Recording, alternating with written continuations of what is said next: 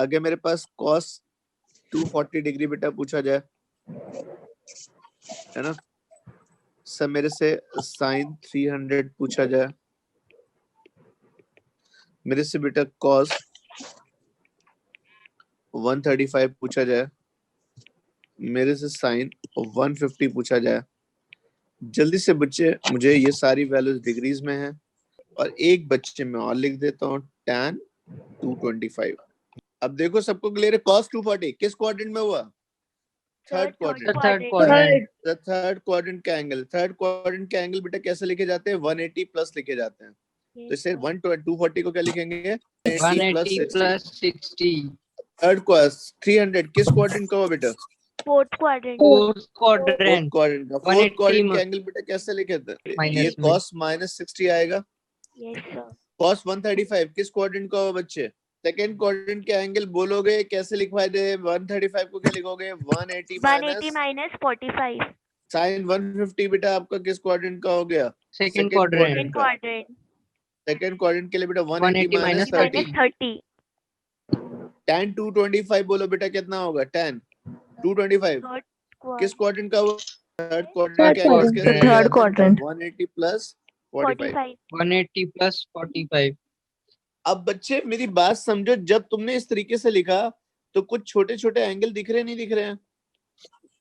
दिख रहे हैं सर। ये जो एक्यूट एंगल्स है ये वैल्यू बताएंगे, और साइन तो ऑलरेडी बेटा आपने मन में बना ही लिया है। जैसे ये cos 240 थर्ड क्वाड्रेंट में cos नेगेटिव होता है, तो आंसर हो जाएगा माइनस cos 60। क्लियर? तो आंसर कितना हो गया? -1/2। cos -60 बताओ कितना होगा? सॉरी ये साइन था ना, यहाँ मैंने जल्दबाजी में गड़बड़ लिखी, यहाँ साइन आएगा बच्चे। साइन -60 बताओगे? फोर्थ क्वाड्रेंट में साइन प्लस होता है माइनस होता है? माइनस होता है होता है। सर। तो ये हो जाएगा sine minus theta equal to minus sine theta लिखवाया था, ये माइनस साइन 60 आएगा, और आंसर हो जाएगा -√3/2। cos 180 -45 cos 45। तो ये वैल्यू बेटा आपके कितनी आ गई? cos 180 -1/√2। -45 किस क्वाड्रेंट को बेटा? सेकंड क्वाड्रेंट का। सेकंड क्वाड्रेंट में quadrant cos नेगेटिव होता है, और वैल्यू 45 निकालोगे तो cos 45। Answer is simply -1/√2। -1/√2।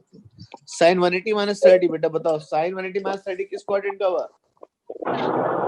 Second quadrant. Second quadrant में साइन प्लस होता है माइनस होता है? sin 30 positive. sin positive. 30 sin 30 sin 30 1/2। 1/2। और last answer tan third quadrant में प्लस होता है माइनस होता है? प्लस होता है तो plus tan 45 45 is equal to +1 तो आई थिंक हमने जो लास्ट लेक्चर में पॉइंट्स पढ़े थे उनका हमने एक रिकैप ले लिया है। आगे बढ़े हम कि भाई मुझे कुछ वैल्यूज लेनी है बेटा। मैं साफ साफ लिख देता हूँ बेटा, angle in terms of 2 theta, है ना। कई बार बेटा 2 थीटा वाले एक्सप्रेशंस का बहुत ज्यादा यूज आता है। अगर बच्चे मैं आपसे पूछूं साइन 2 थीटा क्या होगा, तो आप बोलोगे 2, तो आंसर होता है sine 2 theta is equal to sine of theta plus theta. Sine of theta plus theta सबको पता है, साइन ए प्लस बी हो गया। तो आपका आंसर याद है क्या था? Sine A cos B, cos A sine B. तो आंसर बड़ा प्यारा सा आया, sine 2 theta equal to 2 sine theta into cos theta. तो simply sine 2 theta is equal to twice of sine theta into cos theta. ये expression बेटा सबको clear है? Yes sir. Okay, sine 2 theta is equal to 2 sine theta cos theta. Sir इसका कोई use आएगा?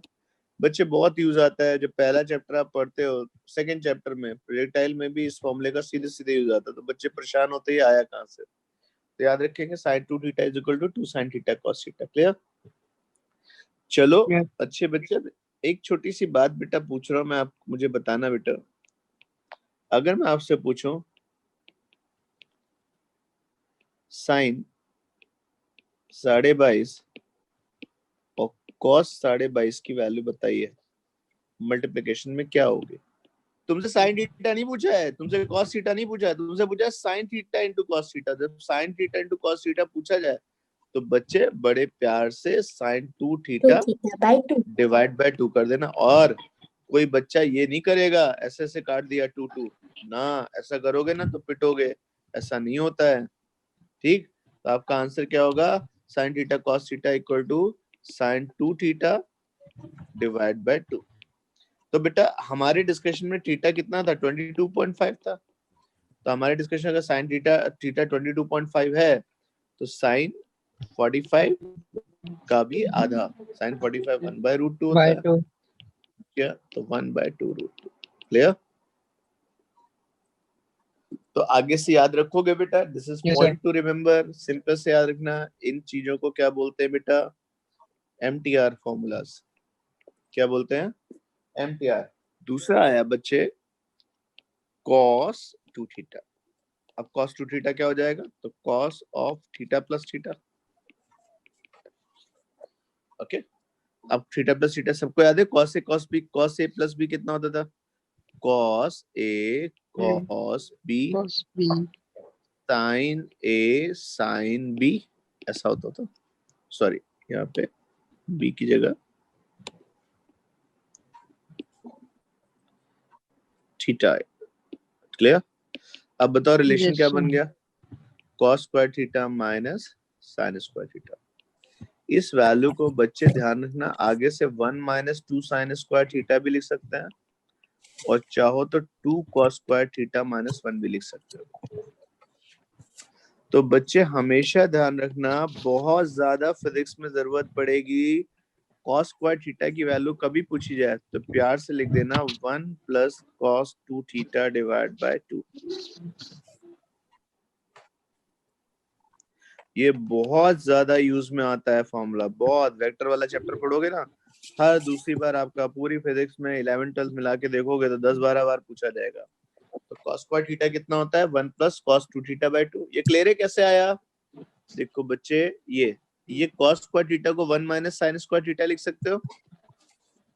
Yes, cos square sir. Theta को 1 minus sin square theta लिखोगे तो ये 1 माइनस 2 sin स्क्वायर थीटा हो जाएगा। और एक बार sin स्क्वायर थीटा को 1 माइनस cos स्क्वायर थीटा लिख दो तो 2 cos स्क्वायर थीटा माइनस 1 हो जाएगा। तो 1 plus cos 2 theta divide by 2 is cos square theta. और सिमिलरली प्यारे बच्चे, ऐसे sin स्क्वायर थीटा कोई पूछे तो आंसर आता है 1 minus cos 2 theta divide by 2। ये क्लियर है बेटा? Yes, sir. अब बच्चे मैं आपसे क्वेश्चन पूछूं, बहुत सिंपल सा बताओगे कि अगर मैंने आपसे पूछा यहाँ पर साइन 22.5 की वैल्यू बताइए क्या होगे, तो ऊपर वाले डिस्कशन से आंसर निकाल सकते हो। साइन 22.5 कैसे निकालोगे, 22.5 आता है, नहीं आता है सर, नहीं आता है ना, पर क्या इसका डबल एंगल 45 की वैल्यूज क्लियर है? Yes, Yes, sir. sir. तो साइन 220.5 को क्या लिख देना बेटा, अच्छे बच्चों की तरह साइन स्क्वायर 22.5 का रूट। ये तो आसान है ना। और sine Yes, square sir. Theta को बच्चे क्या लिख सकते हो, 1 One minus cos Square. 45 divide by 2। uh, 22.5 का डबल बच्चे कितना होगा, 22.5 का डबल करोगे 5 तो 45 आएगा 45. ना। तो आंसर हो गया 1 माइनस cos 45 बाय 2। और सबको पता है बेटा cos 45 कितना होता है बेटा, 1/√2। √2. तो आंसर सिंपल सा हो गया बेटा, √2 माइनस 1 डिवाइड बाय 2, √2 का √2 माइनस 1 डिवाइड बाय 2 √2 का टोटल रूट। क्लियर?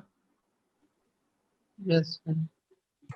थोड़ा सा ट्रिकी है, पर बच्चे मेरे को आपको ज्यादा फोकस कराने नहीं। मेन पॉइंट बेटा मेरे पास ये है, जब भी आपको साइन स्क्वायर थीटा लिखना हो तो 1 माइनस cos 2 थीटा बाय 2, और जब cos स्क्वायर थीटा लिखना हो तो 1 प्लस cos 2 थीटा बाय 2। इसका आप यूज करेंगे अच्छे से।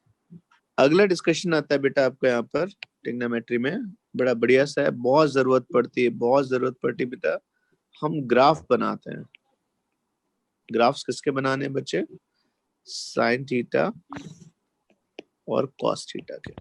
ठीक सर, साइन क्या, साइन के अंदर अगर मैं कुछ वैल्यूज चेंज करता जाऊं 30 रख दूं तो कुछ और आएगा, 40 रख दूं तो कुछ और आएगा। तो मैंने एक टर्म लिखा y equal to sine theta. समझ में आ रहा है बेटा y equal to sine theta? इसका मतलब क्या होगा, y किस पे डिपेंड करेगा बेटा, थीटा पे। तुम नई नई वैल्यूज बेटा थीटा की डालोगे और y चेंज होता जाएगा। तो क्या बेटा कुछ हमारा इसमें ग्राफ आता है बच्चे, तो बड़ा प्यारा ग्राफ आता है बेटा। ग्राफ देखना, जो हॉरिजॉन्टल एक्सिस है, जो एक्स एक्सिस है, वेव बन जाएगा अरे साइनोसाइड वाह, बहुत बढ़िया, साइनोसाइड। ठीक, तो थीटा आया। अब बच्चे सबको पता है बेटा जो एंगल्स आते हैं ना, एंगल्स, एक 0 एंगल हुआ, एक 180 डिग्री एंगल हुआ, और फिर आपका 360 आ गया। 360 और 0 एक ही होते हैं। तो क्या होता है इसके बाद बेटा फिर रिपीट होता रहता है। मैं कह रहा हूँ बार बार 360 आएगा, आप समझ रहे हो? Yes, sir. रिपीट होगा ना 0 से 360 के बीच का। और Yes, इधर बेटा sir. आपके पास -360 मान लो, ऐसे फिर -360 ऐसा आ गया। तो बच्चे जो ग्राफ आता है बड़ा सिंपल सा होता है। अगर देखोगे तो सर यहाँ पे जो ग्राफ बनता है बच्चे, वो ऐसा आता है, दिख रहा है? तो इसलिए बेटा साइन फंक्शंस की अगर बात की जाए बेटा, तो हमेशा बेटा उनको हम क्या बोलते हैं बेटा, पीरियोडिक बोलते हैं। पीरियोडिक का मतलब ध्यान से देखो, क्या एक सर्टेन टाइम के बाद ये अपने आप को रिपीट कर रहा है। हाँ सर, यह है बेटा। तो सर हमें इसे रटना है बेटा, रटना नहीं, अगर आप ये शेप ही समझ लेंगे तो भी मेरा काम हो जाएगा। तुम ध्यान से देखो बेटा, 0 से 180 डिग्री के बीच में क्या साइन रेशियो पॉजिटिव है या नहीं है? 0 से 180 डिग्री के बीच में, 0 से 180 के बीच में क्या y की वैल्यू प्लस है या नहीं है? ये Yes, बात हमने sir. पहले कभी पढ़ी थी। 0 से 180 के बीच में जब दो क्वाड्रेंट निकलते हैं तो साइन पॉजिटिव रहता है। तो यहाँ बेटा ध्यान से देखिएगा, साइन आपका कैसा आ रहा होगा बेटा, 0 से 90 डिग्री में पॉजिटिव होगा, 90 से 180 में पॉजिटिव होगा। लेकिन जब बाकी नेक्स्ट क्वाड्रेंट आएगा बच्चे, अच्छे से ध्यान से देखो इधर, तो 180 से 360 के बीच में कितने क्वाड्रेंट बनेंगे बेटा? 2 क्वाड्रेंट बनेंगे, दो. थर्ड और फोर्थ। तो थर्ड और फोर्थ में साइन क्या होता है बेटा? नेगेटिव। Negative. साइन की वैल्यू बेटा ध्यान रखना, साइन हमेशा 1 को रिस्पेक्ट के साथ देखता है। वैसे साइन थीटा जब 1 को देखता है तो वो कहता है भैया कितनी कोशिश कर लो, भाई मैं 1 से बड़ा नहीं हो सकता। तो साइन की मैक्सिमम वैल्यू बेटा कितनी आती है? +1। One. मिनिमम वैल्यू कितनी आती है? -1। और 0 पे तो 0 होता ही है। क्लियर? Yes, sir. विदाउट तो नहीं बेटा, ये ग्राफ याद रखेंगे। तो Yes, 0 sir. से 360 के बीच में आधे साइकिल तक बेटा कैसा रहता है बेटा? आपका पॉजिटिव रहता है। और नेक्स्ट साइकिल में बेटा को पूछे सर जो थर्ड और फोर्थ क्वाड्रेंट आता है बेटा, उसमें नेगेटिव रहता है। और बार बार ये अपने आप को रिपीट करता है। क्लियर? तो इसमें जो पॉइंट याद रखने वाले हैं कि साइन की मैक्सिमम वैल्यू बेटा कितनी हो सकती है? सर साइन थीटा है, तो सर इसकी अगर वो पूछे मैक्सिमम वैल्यू कितनी होगी, तो आप बोलोगे One. +-1। प्लस माइनस दोनों बोल देते हैं, क्योंकि plus upside maximum, minus downside maximum. Clear? Yes, sir. Okay. Yes, sir. दूसरा बेटा डिस्कशन आया, से y का ग्राफ आया, y को साइन थीटा का ग्राफ बेटा बना। अब एक चीज बेटा बहुत अच्छे से ध्यान रखना, ग्राफ तो पढ़े आपने, इसकी इक्वेशन भी होती है बेटा। साइन थीटा की ना एक इक्वेशन भी होती है, दिखवा दे बच्चे, इधर से देखो। साइन थीटा की इक्वेशन होती है बेटा ऐसे, या अभी रुक जाओ, अभी लिखवाऊंगा तो आप कंफ्यूज हो गए, इतना काफी है। नेक्स्ट बेटा ऐसे को बच्चे सर कॉस का क्या होता होगा? तो कॉस का ग्राफ भी बेटा आता है। कॉस का ग्राफ बेटा ध्यान से देखो कैसा बनता है बेटा, बिल्कुल वैसे ही बनेगा, कोई चेंज नहीं होगा। सब बिल्कुल वैसे ही बनेगा नहीं, थोड़ा डिफरेंस बेटा इस बात को लेके होगा कि भाई यहाँ पे ये देखो बेटा, ये 0, ये आपका 0 आ गया, ये आपका 180 आ गया, ये 360 आ गया, और फिर 360 रिपीट करते जाइए, है ना, बार बार बनाने की जरूरत नहीं है। ये -180 आ गया, ये -360 आ गया, और फिर आप रिपीट करते जाइए। दिख रहा है? तो इससे बच्चे शेप कैसी बनती है? इससे बेटा शेप आपकी जो बनती है वो इस तरीके से आती है। cos 0 क्या होता है बेटा? 1 होता है ना। और cos 180 क्या होता है बेटा आपका? यहाँ पर cos 90 डिग्री बेटा यहाँ पे आ गया। तो पहला क्वाड्रेंट में cos क्या होता है बेटा? प्लस। सेकेंड क्वाड्रेंट, और शेप बेटा ऐसे आएगा। और ऐसा आने के बाद अब बेटा आप क्या करते जाइए? रिपीट करते जाइए, क्योंकि टाइम वेस्ट करने का मतलब नहीं, इतना ही पॉइंट याद रखे। तो ये आपका y आ गया, ये आपका 0 आ गया, 90 आ गया। अब बताओ बेटा फर्स्ट क्वाड्रेंट में cos क्या है बेटा? प्लस है। Positive. सेकंड क्वाड्रेंट में और थर्ड क्वाड्रेंट में क्या है? नेगेटिव। Negative. नेगेटिव क्वाड्रेंट में कैसा बेटा? Positive. पॉजिटिव तेरे कॉस की भी क्या कुछ मैक्सिमम वैल्यू होती है बेटा? तो कॉस की मैक्सिमम वैल्यू +1 -1 ही आती है। दोनों वैल्यूज के लिए बहुत बढ़िया से ध्यान रखो, कॉस थीटा हो या साइन थीटा हो, इनका मैक्सिमम बेटा एक ही आता है, 1 से बड़े हो ही नहीं सकते। ग्राफ क्लियर है? कोई डाउट तो नहीं बेटा? बस दोनों ग्राफ में कुछ सिमिलर है। हाँ सर, जो साइन का ग्राफ 0 पे होता है, अगर उससे 90 डिग्री आगे आ जाओ, देखो बच्चे, उससे 90 डिग्री आगे तो क्या कॉस का ग्राफ मिल गया? देखो, इसको हाइड कर दो पूजा। अगर आप हाइड कर दोगे, रेड लाइन के पीछे सारा हाइड कर दो, तो फिर कॉस ग्राफ ही तो बना ना। तो साइन का मैक्सिमम कितना होता है? +1। पहले दो क्वाड्रेंट में क्या होता है? प्लस। कॉस का मैक्सिमम कितना होता है? 1। पर वो पहले और चौथे क्वाड्रेंट में प्लस होता है। इसमें कोई डाउट तो नहीं? No sir. दूसरा डिस्कशन आता है बेटा मेजरमेंट्स का, मेजरमेंट्स ऑफ एंगल। जब आप एंगल बेटा लेते हो तो क्या हम लोग मेजर करते हैं? हाँ सर, एंगल्स को मेजर करते हैं। कैसे? कि सर ये ऐसे था सर, पहले ऐसे जा रहे थे, अब ऐसे चलने लगे, 60 डिग्री पे टर्न कर गए, 60 डिग्री पे आपने टर्न लिया और आप ऐसे चलने लगे। क्या हम नॉर्मल लाइफ में डिग्रीज में टर्न मेजर करते हैं? हाँ सर, एंगल को मेजर करने का जो लाइफ में जो हमने कॉन्सेप्ट पकड़ा है, वो बेसिकली डिग्रीज के लिए है। पर डिग्री के अलावा बेटा जो मुझे लगता है इंजीनियरिंग में, साइंस में ज्यादा यूज में आता है बेटा, वो रेडियंस है। हम एंगल को बेटा रेडियंस में नापना चाहते हैं। सर रेडियंस क्या है? एक दूसरी यूनिट हो गई। जैसे बच्चे लेंथ होती है, तो अगर आप लेंथ लिखना चाहो, जैसे मैं अपनी बारे में बात करूं, तो मैंने कहा सर मेरी हाइट जो है 163 सेंटीमीटर है। सर मैं चाहूँ तो उसको 1.63 मीटर लिख सकता हूँ, मैं चाहूँ तो उसको 5 फीट 4 इंच लिख सकता हूँ। तो सर आप हाइट चेंज करना चाहें तो जैसे यूनिट चेंज करोगे, क्या मैथमेटिकल वैल्यू चेंज हो रही है? सेंटीमीटर के कितने टाइम्स से? 163 टाइम्स। मीटर के कितने टाइम्स से? 1.63 टाइम्स। और 5 फीट 4 इंच के हिसाब से चलोगे बेटा, तो 1 फीट लगभग 12 इंच का होता है, 64 इंच जैसा कुछ आ जाएगा। आ रही बात समझ में? तो जब आप लेंथ या डिस्टेंस को मेजर करते हो तो आपके पास बहुत सारी यूनिट्स हैं। वैसे बेटा एंगल्स के लिए भी क्या कुछ यूनिट है? हाँ सर, एंगल के लिए 2 यूनिट है। पहली यूनिट कौन सी बेटा? डिग्री। और दूसरी यूनिट कौन सी बेटा? रेडियंस। ओके, तो बात आती है डिग्री और रेडियन का है क्या लेना देना? देखो तो डिग्री और रेडियन का लेना देना बेटा ऐसा बैठता है। देखिए बात यह है कि जब आपने छोटे पे एक फॉर्मूला पढ़ा होगा बेटा इस तरीके से कि आप एक रेडियस लीजिए बेटा, यहाँ पे ये बेटा, यहाँ पे आपने आर्क बनाई, ठीक। ये आर्क जो आ रही थी बेटा, ये आर्क मान लेते कितनी लेंथ की? एस। इसकी कुछ तो लेंथ होगी।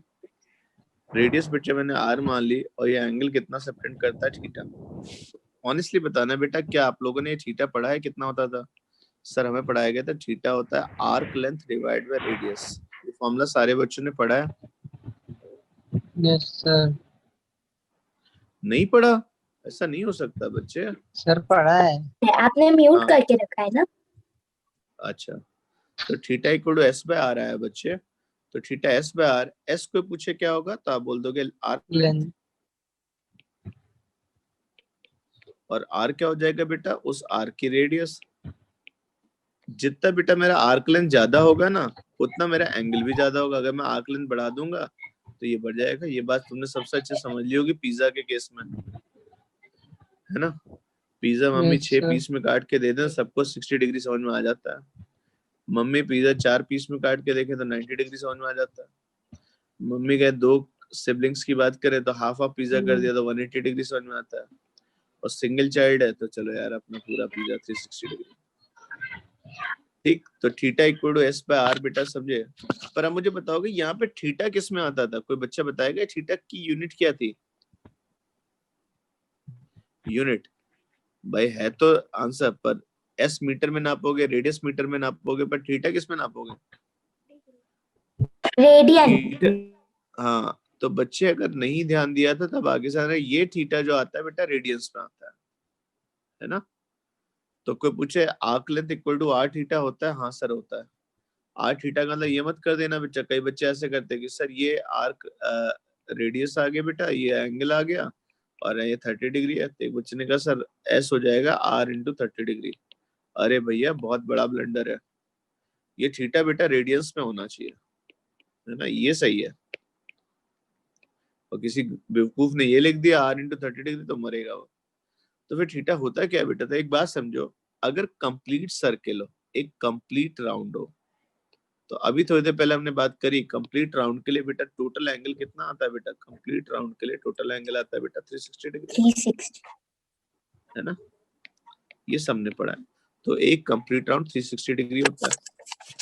अच्छा, एक कंप्लीट राउंड का बेटा अगर एंगल रेडियंस में पूछा जाए, 2 है ना, pi. एंगल किसमें पूछा जाए? रेडियंस में पूछा जाए, तो कितना हो जाएगा? सब पूरी लेंथ जो देखोगे, ये जब आप चलते चलते चलते बेटा वापस आए, यहाँ पर चलते चलते चलते चलते वापस आए, तो कंप्लीट लेंथ जो होगी बेटा कितनी हो जाएगी बेटा? 2 पाई आर। तो थीटा हो जाएगा बेटा 2 pi r length divide by radius, तो कैंसिल।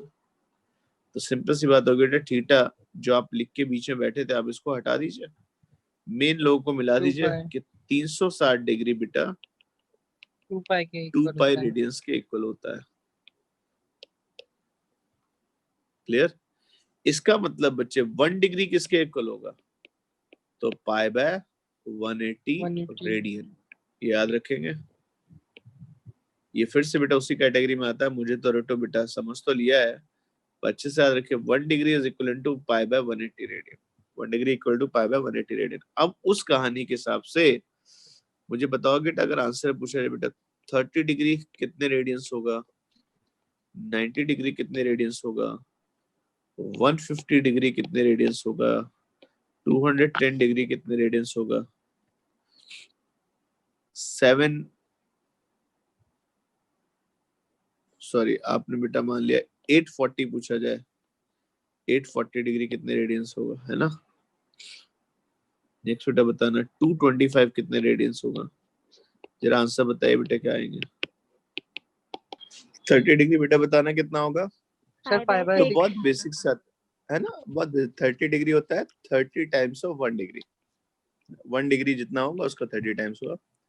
1 डिग्री बेटा हमें पता है कितना होता है बेटा, पाई बाय 180 रेडियन। ऐसे लिखोगे ना 1 degree equal to pi by 180 radian, तो आपका आंसर सिंपल सा पाई बाय 5 6 by रेडियन हो गया। 6. 90 डिग्री क्या होगा बच्चे?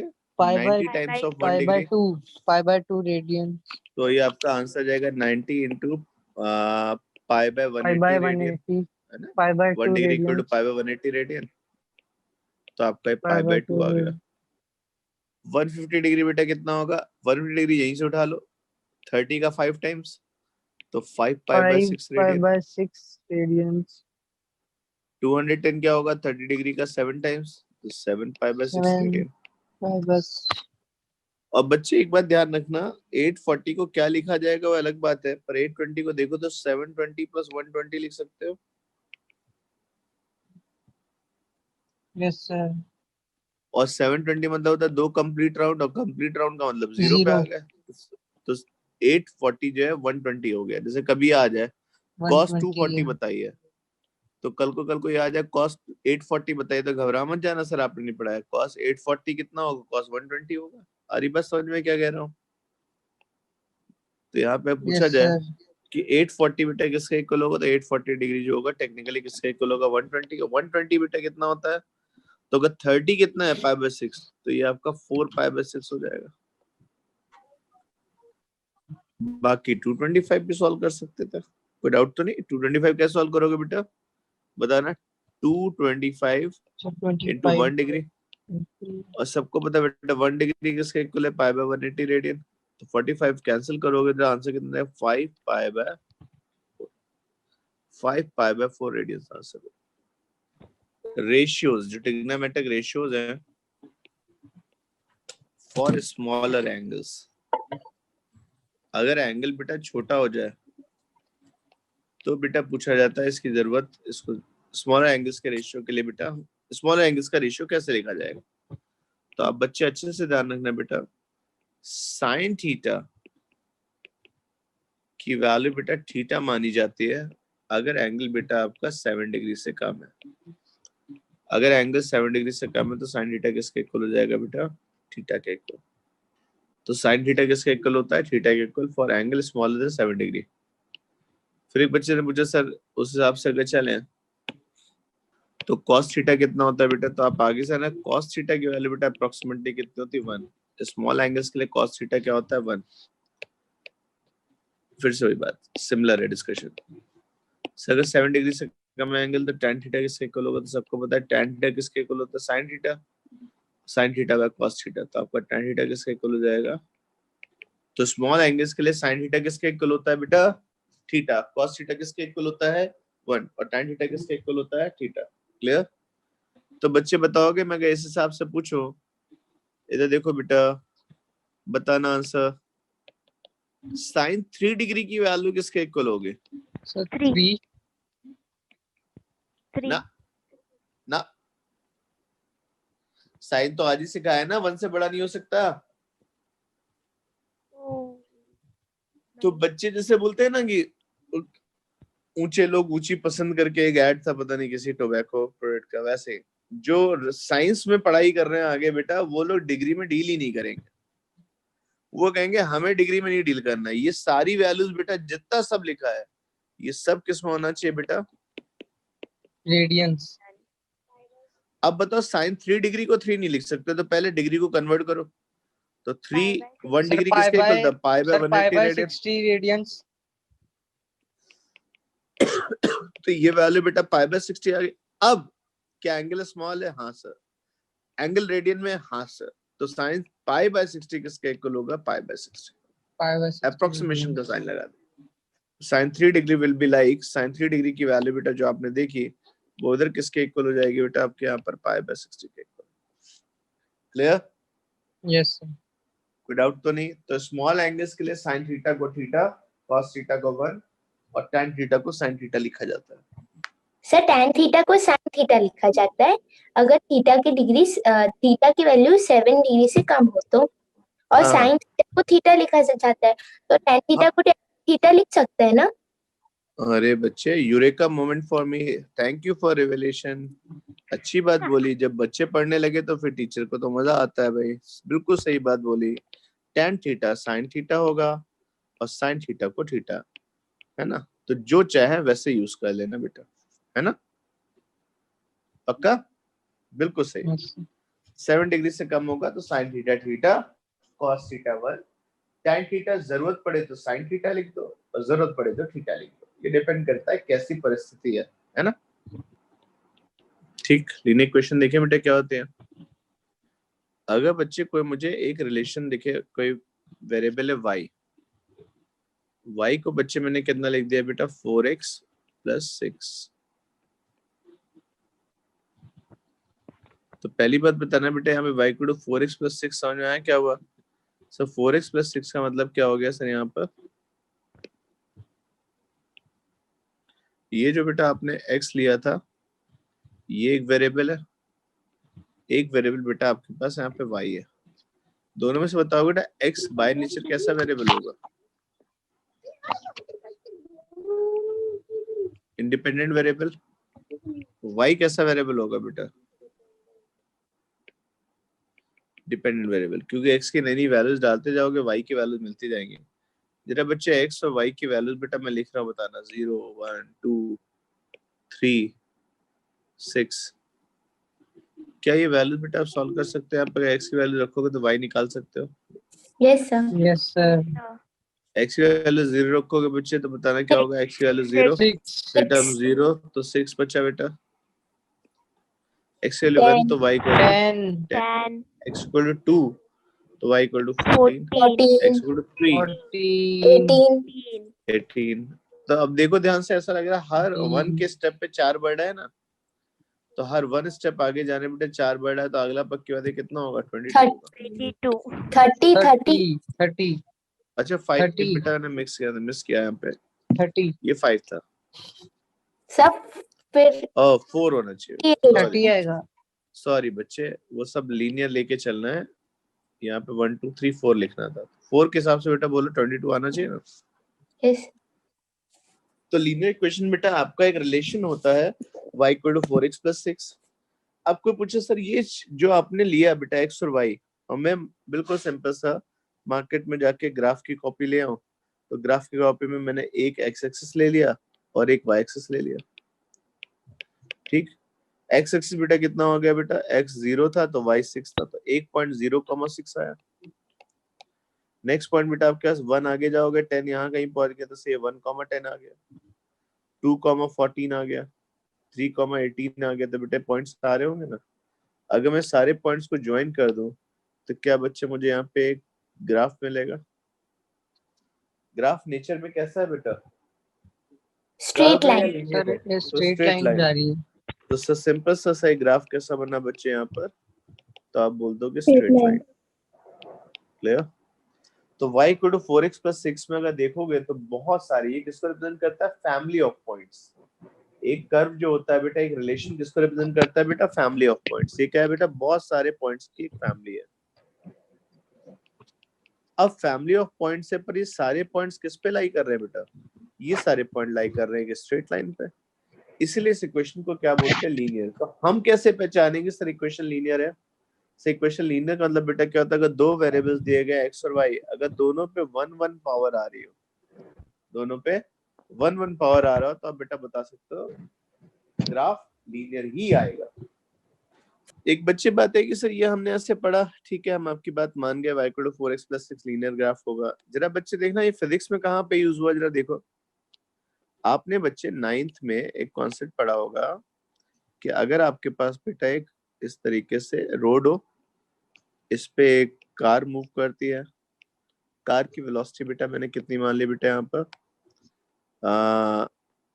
40 किलोमीटर। 6 मीटर पर सेकंड मान ली, और एक्सेलरेशन बेटा उसका 4 मीटर पर सेकंड स्क्वायर मान लिया।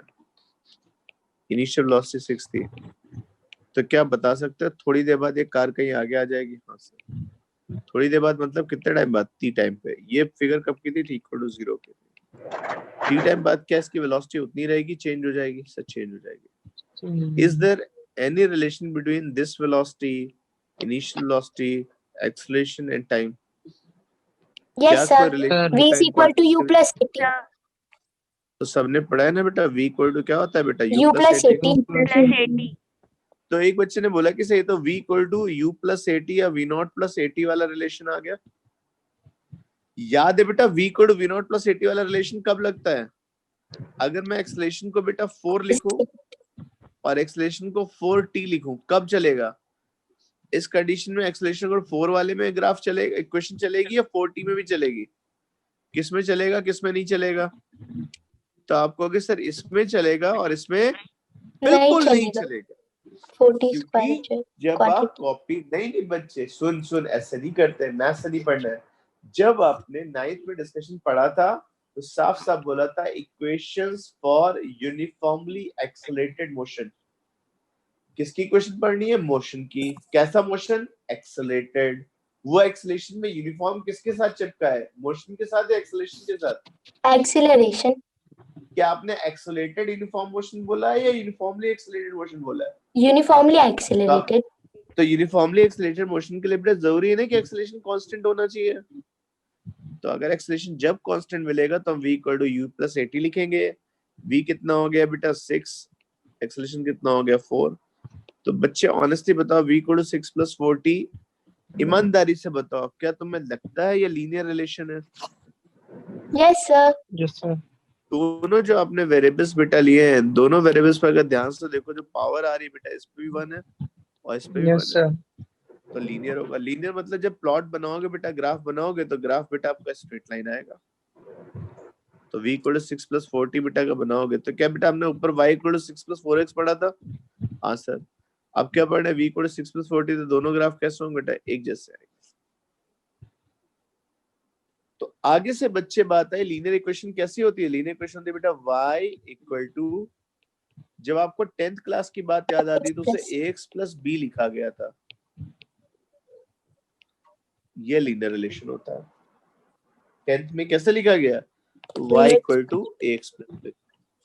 अब बच्चे वो हमसे कहते हैं आप बट मैच्योर हो गए, आपको ज्यादा आना चाहिए। उन्होंने कहा मैं, अरे वाह ये बढ़िया बच्चा है, कोई भी कौन है भाई, लक्ष्यता बोले। Yes, sir. अब बेटा हमें पर y equal to mx plus c करके रिलेशन बेटा हमारे पास आया है ना।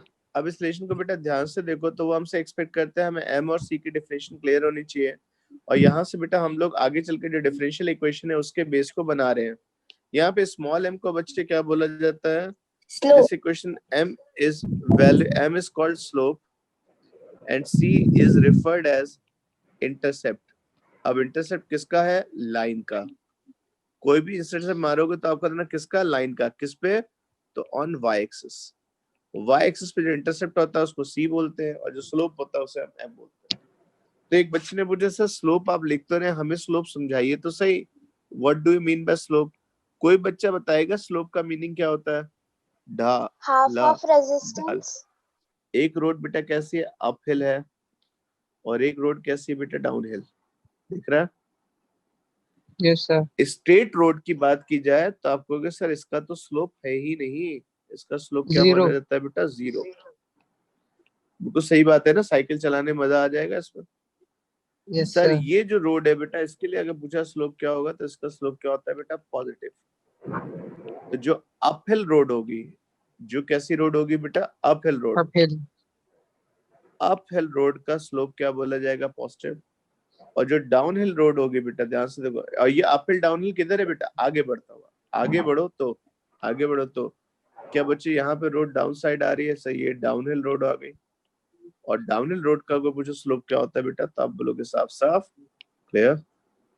यस तो सर। स्ट्रेट रोड का स्लोप क्या होता है बेटा? 0। अपहिल रोड का स्लोप क्या होता है? पॉजिटिव। डाउन रोड का, डाउन नेगेटिव। हिल का स्लोप क्या होता है? नेगेटिव। पक्का?